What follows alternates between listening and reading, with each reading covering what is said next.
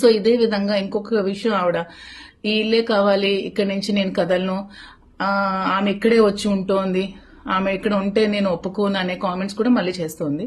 So ఆ comments చేసింది కాబట్టి నేను రెస్పాండ్ అవ్వాల్సి వస్తుంది. ఆమె ఇక్కడే వచ్చి ఉంటాది అనే దానికి ఉంటే మేము ఉంటామండి. ఎందుకంటే శ్రీనివాస్ గారికి పార్థిసం మాస్టర్ అనే వ్యక్తికి స్థలం తీసుకున్నప్పుడు అతనికి ఒక 60 lakhs ఎలా పెండింగ్ ఉన్నారు. ఈ హౌస్ కన్స్ట్రక్షన్ సమయంలో నేను కూడా ఒక 2 crores ఇవ్వడం జరిగింది. వాళ్ళ బ్రదర్ కూడా ఇచ్చారంట, అది నాకు సరిగ్గా తెలియదు. వాళ్ళ బ్రదర్ కూడా అమౌంట్ ఎంతో హెల్ప్ చేశారని చెప్పడం జరిగింది శ్రీనివాస్ గారు. సో నేనెప్పుడు డబ్బులు తిరిగి ఆశించి అతనికైతే నేనెప్పుడు ఇవ్వలేదు.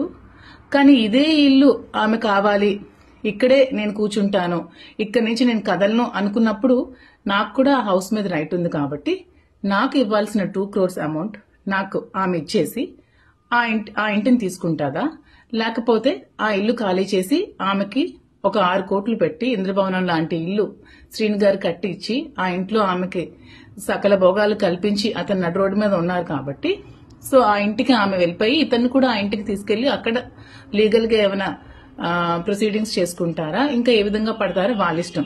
అంతేగాని ఇదే ఇల్లు కావాలి, ఈ ఇంటికి నేను వెళ్ళాలి అనుకుంటే నేను కూడా మీ మీడియా అందరినీ పిలిచి మీ మీడియా సాక్షిగా నేను కూడా ఇంటికి రావడం జరుగుతోంది. యాక్చువల్ గా నేను ఎప్పుడు కూడా నేను మీ ముందు ఇంతవరకు బయటపెట్టలేదు నేను శ్రీని గారు నాకు డబ్బులు ఇచ్చాను, అగ్రిమెంట్ చేసుకున్నానని. కానీ శ్రీని గారు యాక్చువల్ గా ఎప్పుడు ఎవరు అమౌంట్ ఉంచుకునే వ్యక్తి కాదు. అందుకని అతను ఎప్పుడైనా నాకు ఉన్నప్పుడు నీకు ఇచ్చేస్తానని చెప్పి నాకు చెక్స్ ఇవ్వడం జరిగింది. ఇదిగోండి ఈ చెక్స్, ఇవి 50 lakhs ఒకటి, ఇది కూడా 50 lakhs, ఇది 450.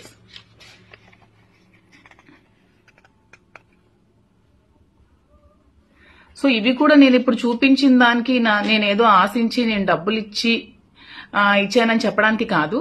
ఆమె ఆ ఇల్లు కావాలి, నాకు ఇక్కడే నేను ఉంటాను, ఈ ఇల్లుకి ఎవరికి రైట్ లేదు అని అంటోంది కాబట్టి నేను చూపించాల్సి వచ్చిందండి.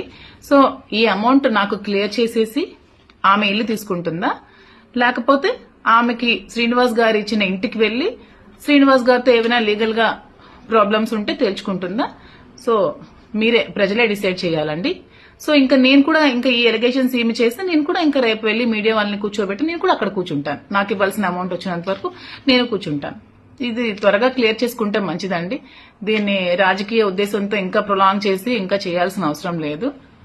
ఇది అందరూ తెలుసుకుంటారని కోరుకుంటున్నాను. Thank you so much.